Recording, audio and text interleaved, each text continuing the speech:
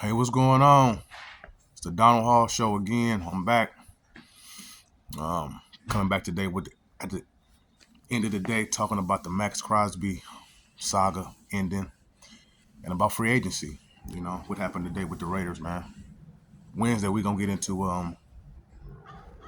more of the NFL and the happenings with all the free agent movements and all the stuff that's going on.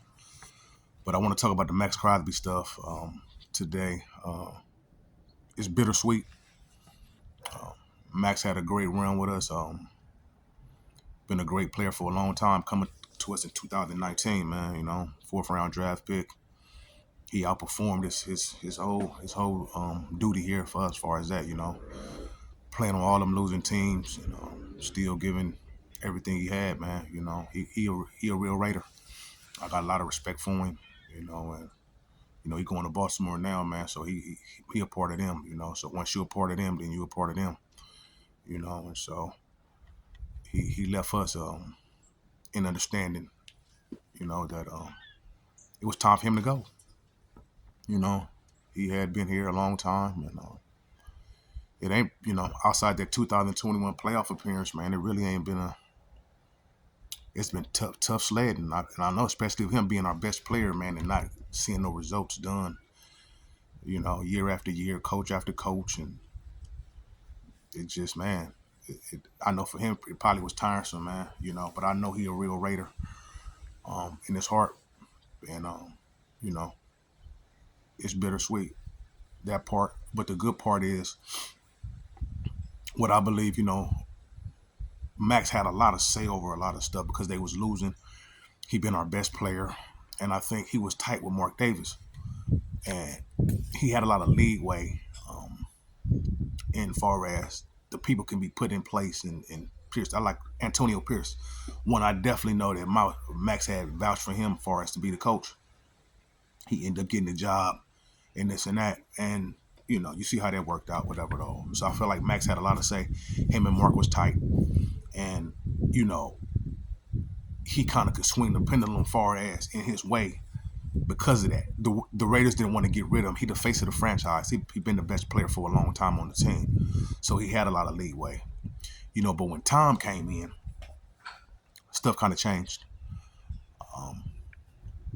You know, slowly he started putting in the things that he wanted, and Spytek was one of them, the general manager that came in, and so I felt like Max started kind of weeding out the stuff that they wanted and didn't want.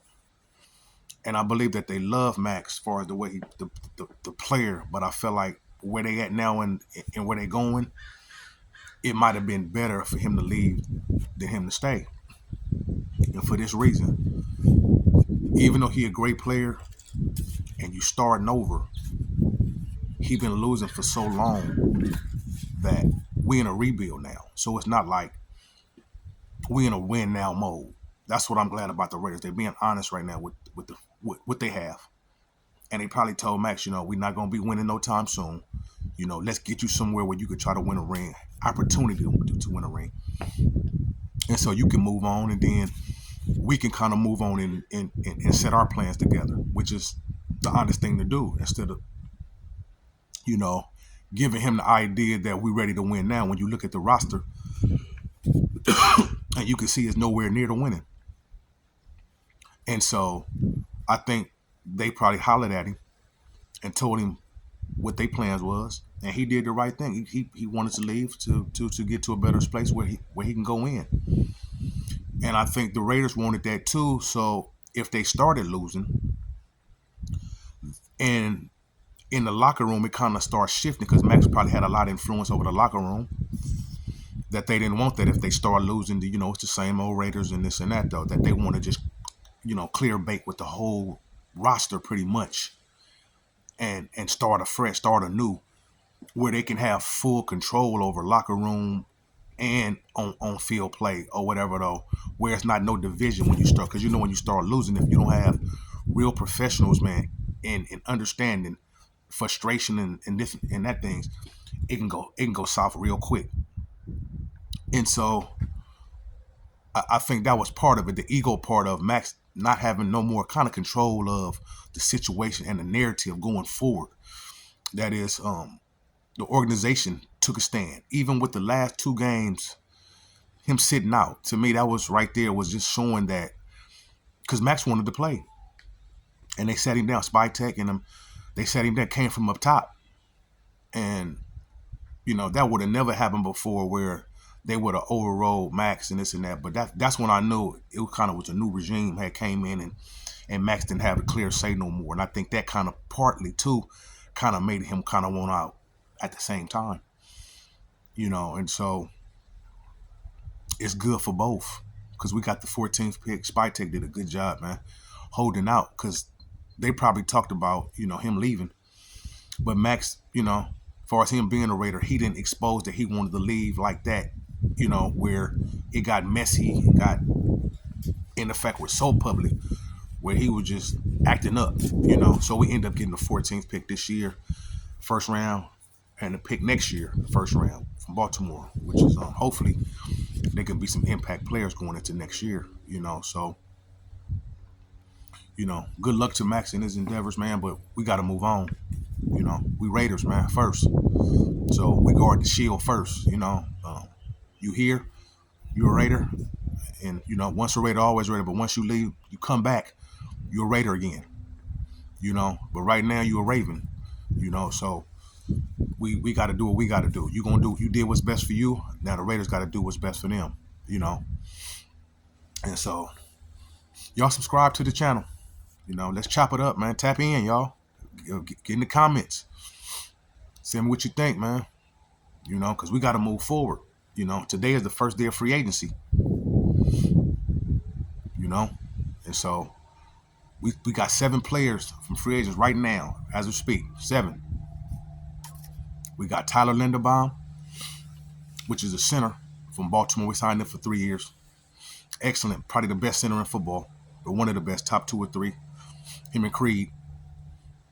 And so we solidified that left side with him, JPJ, and Colt Miller. Which the offensive line, it's been terrible. So I'm glad that we got that, because we obviously, everybody knows, a Raider fan, our offensive line was terrible, man. So we need definitely help there. So getting him solidified and getting that left side solidified. Now the right side, we got, it's a lot of moving parts. You got Rodgers, you got Charles Grant, you got DJ Glaze. Where do you go? It's a competition now. Do you move Glaze inside the guard and move Grant to right tackle? Do you draft at 14?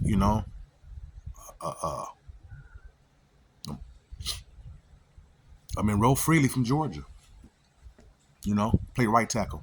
What do you do? Because you want to strengthen that line for Mendoza. Whenever he get ready to play, you want to have that line solidified. So the left side, to me, is solidified. But now we got to work on the right side to get that solidified, and who gonna play. And that should be a cap battle. Glaze, Grant, Rodgers. Rodgers and Grant didn't even really play last year under Pete Carroll. And that was their draft class. You would think, as bad as we was, they would have played some of the rookies to get them an opportunity so we can see what we had going into this year. But that didn't happen. A lot of the players, rookie players, man, didn't get an opportunity to play. And that's kind of hurting us now, because we got to still evaluate like they first-year guys, because they only played a few games here and there at the end of the season. Hemingway and Pegues and Besh and Thornton. And it wasn't no development. It wasn't no development last year. Most of the players, Genty was probably the only really guy last year that got significant run. Everybody else, it wasn't no significant run like that. And that's where another part where Pete Carroll and them failed us. They didn't develop the young players, to know what you have. And so now we're starting all over again. But them guys still got to prove themselves to see where they at. So we may have to double down in the draft, because this year we don't really know if them guys can really play at the highest level. And so Linderbaum was a great pick, from Baltimore, getting him, man, because that's going to solidify one side. Now the right side, we still got some days to go, but now we can see what we're going to do as far as bringing in either draft picks, as far as to help us out with depth, You know, you still got Jordan Meredith, who could slide back to guard, you know, but you got to get some more depth just in case injuries happen and this and that, you know. So we want to strengthen the trenches. We got to strengthen that, you know. And then they went and got Nakobe Dean, who I like from Philadelphia, you know, but he injury prone, you know, but he can play. You know, he outstanding linebacker from Georgia. But we got to keep him healthy. If he healthy, we good. You know, but he got to stay healthy. They got to keep him on the field. You know, and then we can run that. You know, they went and got Quay Walker. You know, from Green Bay. Quay can play. He's a good tackler. He actually had over 100 tackles his first 3 years. That's only the second player in Green Bay history to ever do that. So his first 3 years, he had over 100 tackles. So he good. He a good tackler. Pretty good blitzer, you know. But the thing about his cover skills ain't that great. And you know, in these NFL today, man, they'll pick out your weakness. They'll pick it out. So you got to know how to use him in that manner, though. His cover skills is not great. And so in the passing league, they looking for one-on-ones and stuff where they can spread you out and get you open and all that, where they can use them linebackers. So, you know, I know we're going to a 3-4 this year. And that's going to be a little different for us, though, how we use the players.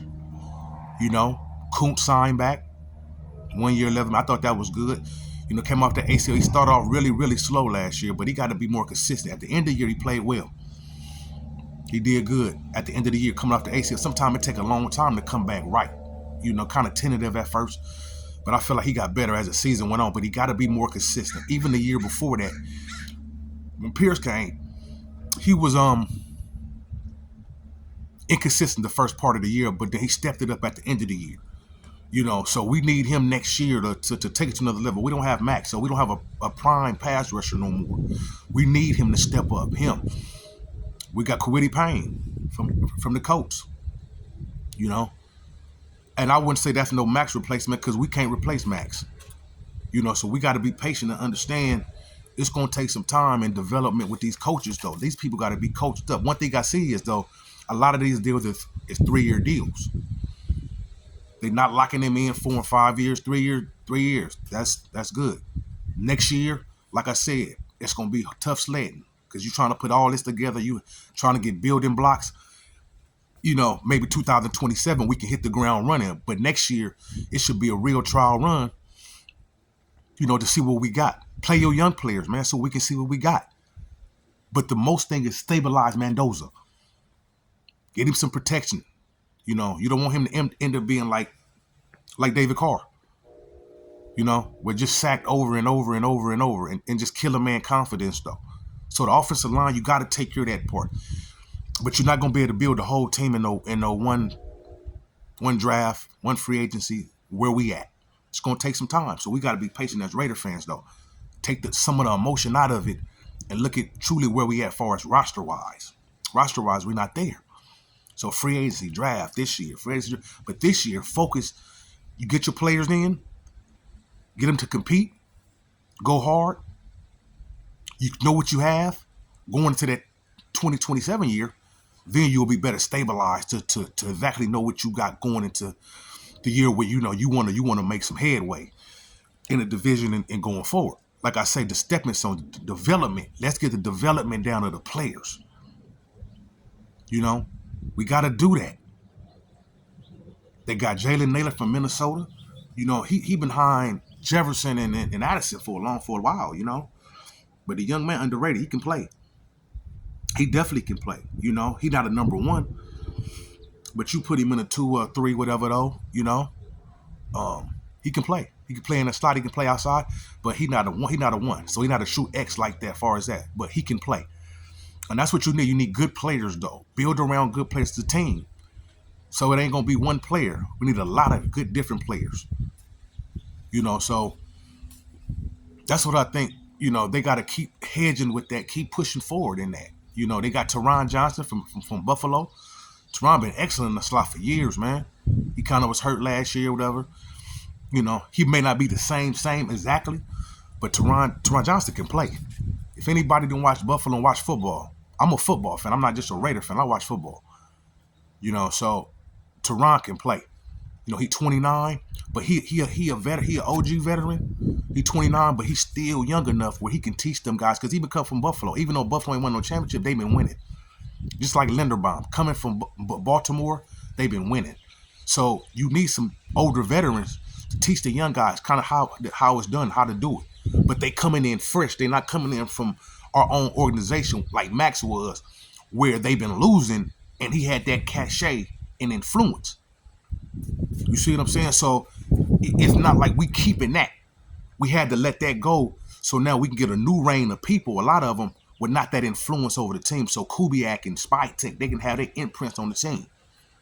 It can go all down the line. Spytek and Brady and Davis and Kubiak on down to the players. Everybody be in alignment for what we got to do. It's development. And the first day is free agency. It started today. What y'all think? Tap in the comments. You think we did pretty good today? Think not? I think we did okay. I think getting Linderbaum was a big deal. That was a big deal because our line been terrible, and you getting a rookie quarterback. You want Mendoza to stay clean, and the best way to do that is protect him. So investing, that's a good investment. Getting him a wide receiver, Naylor, that's a good investment. But you're going to still need more. Maybe in a draft, maybe through trade. I like Brian Thomas from Jacksonville. He may be on his way out because, you got Jacoby Myers and you got Parker Washington. Travis Hunter coming back. So Brian Thomas may be on his way out. Maybe Jacksonville give us a fourth. Tap in. What y'all think? Out of LSU. He can play. Be a true X. Or do you wait? You wait till the draft and go in the mid rounds and get somebody. But you got to protect Mendoza. And in the trenches on defense, get you a big zero tech. Big guy. You need a big guy. You're going to a 3-4 now. Need somebody that can hold that front. Lee Hunter from Texas Tech. Cade McDonald. Ohio State. These guys out there. But you got to build them trenches up, though. That's where it starts. It started in up front. Look at all the great teams then up front. Look at Seattle. They just won a Super Bowl. The offense was good. I think they was third in scoring.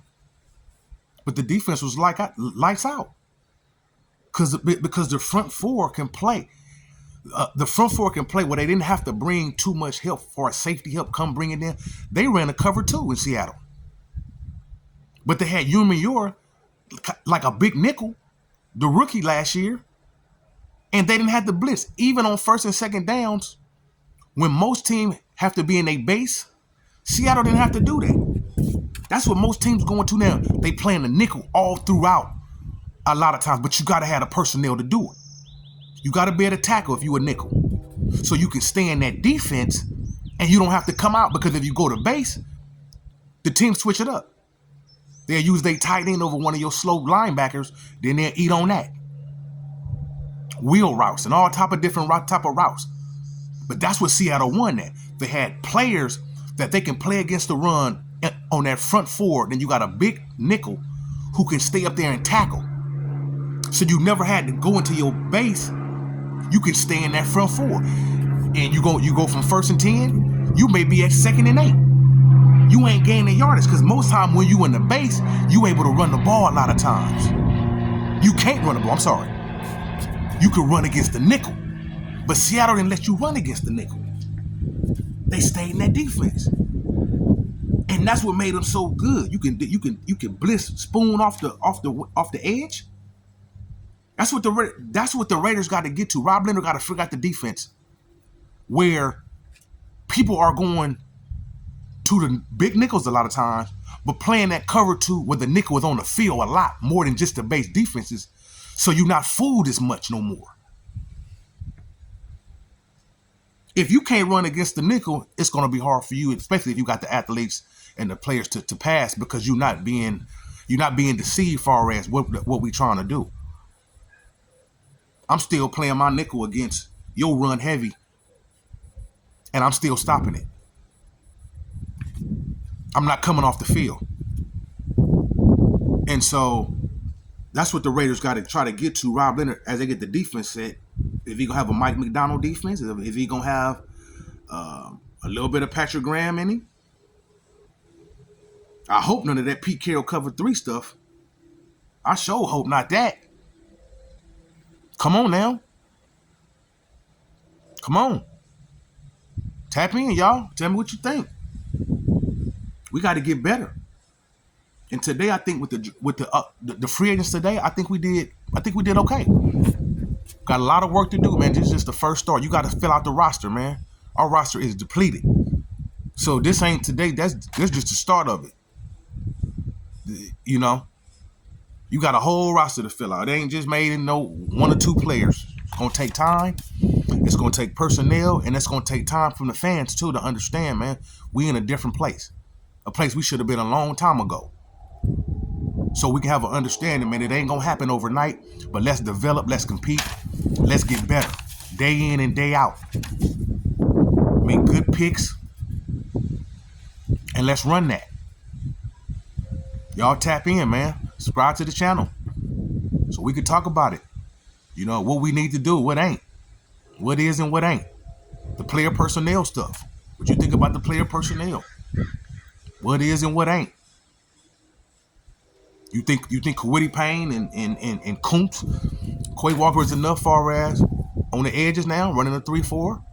Because we can't replace Maxx like that. You know? Let me know. It's the Donald Hall Show again. Tap in. Okay, I'll see y'all later.